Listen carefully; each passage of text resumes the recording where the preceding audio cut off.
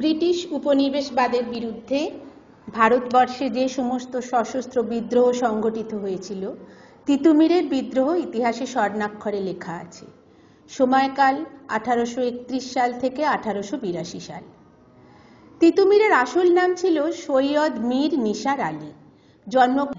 বাবা ছিলেন সৈয়দ মীর হাসান আলী, মা ছিলেন রুকাইয়া খাতুন। তিতুমির নাম হওয়াটা বেশ মজার। ছোটবেলায় তেতো ওষুধ অম্লান বদনে খেয়ে নিতেন। বাড়ির লোক অবাক হতো, তিতো ওষুধের থেকে তিতু আর মূল নামের মীর মিলিয়ে হয়ে গেলেন তিতুমির।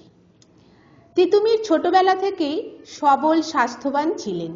অল্প বয়স থেকেই পড়াশোনা শুরু করেন, শেখেন বাংলা, উর্দু, আরবি, ফার্সি, সঙ্গে শেখেন অঙ্ক। একটু বড় হতেই শুরু করেন তলোয়ার চালনা, মুষ্টিযুদ্ধ ও লাঠি খেলা। যুবক বয়সে হয়ে ওঠেন কুস্তিগীর। কলকাতায় এক প্রতিযোগিতায় প্রথম স্থান অর্জন করেছিলেন। তাঁর নাম ছড়িয়ে পড়তেই কলকাতায় এক জমিদারের সান্নিধ্যে এসে শেখেন নানা সামরিক কৌশল। ছোট থেকেই তাঁর মনে নানা সামাজিক বৈষম্য এবং সাম্প্রদায়িক বিভাজন দেখে এর প্রতিকারের মনস্থ করেন। একবার মক্কা গিয়ে সৈয়দ আহমেদ শাহীর সঙ্গে সাক্ষাৎ হয়। তার সাথে আলাপচারিতার মাধ্যমে মাথায় ঢোকে বিপ্লবী চিন্তাভাবনা। মনে মনে মানুষের চিন্তা করেন, তাদের কল্যাণে কিছু করার মনস্থ করেন। ফিরে এসে ভাবেন জমিদারদের সহায়তায় ব্রিটিশরা নিপীড়ন চালাচ্ছে, তাকে প্রতিহত করতে হবেই। তিনি গরিব কৃষকদের সাথে নিয়ে লড়াইয়ের পরিকল্পনা করেন। তিতুমিরের সংগ্রাম ছিল প্রকৃত কৃষক বিদ্রোহ, যার অভিমুখ ছিল অত্যাচারী হিন্দু ও মুসলমান জমিদার এবং ব্রিটিশ নীলকর সাহেবদের বিরুদ্ধে। যেহেতু কুস্তিগীর ও ভালো লাঠিয়াল ছিলেন, সমস্ত মেহনতি মানুষকে প্রশিক্ষণ দিতে শুরু করেন। নিজেদের অধিকার আদায়ের লক্ষ্যে একজোট হয়ে কাজ করার মানসিকতা তৈরি করেন। এই প্রাথমিক কাজটি করতে পেরেছিলেন তার সুস্পষ্ট বক্তব্যের মাধ্যমে। অসাধারণ বক্তা ছিলেন, তাই হিন্দু মুসলিম এক ছাতার তলায় এসেছিলেন এবং সংগ্রামের সাথী হয়েছিলেন। মানুষের আপন হওয়ার কারণেই জমিদার জোটদারদের চক্ষুশূল হয়ে ওঠেন।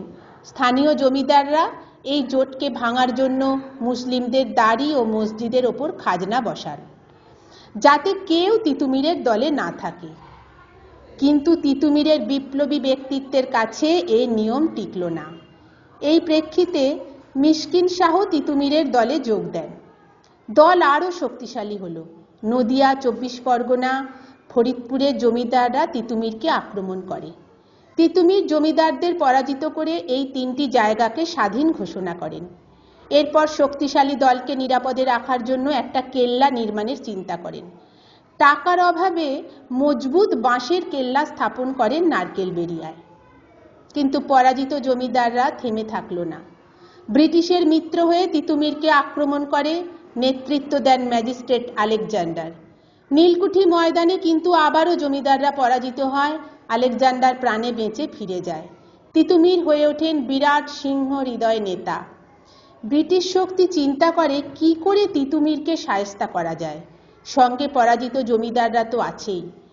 ভারতের governor general Lord William Bentinck হামলার পরিকল্পনা করেন।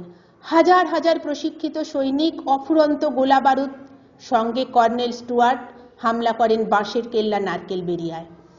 এত সৈন্য গোলা বারুদের সামনে শেষ পর্যন্ত জয়ী হতে পারেননি তিতুমির।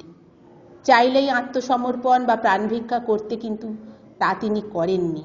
ব্রিটিশের গোলা বারুদে আত্মবলিদান দিয়েছেন।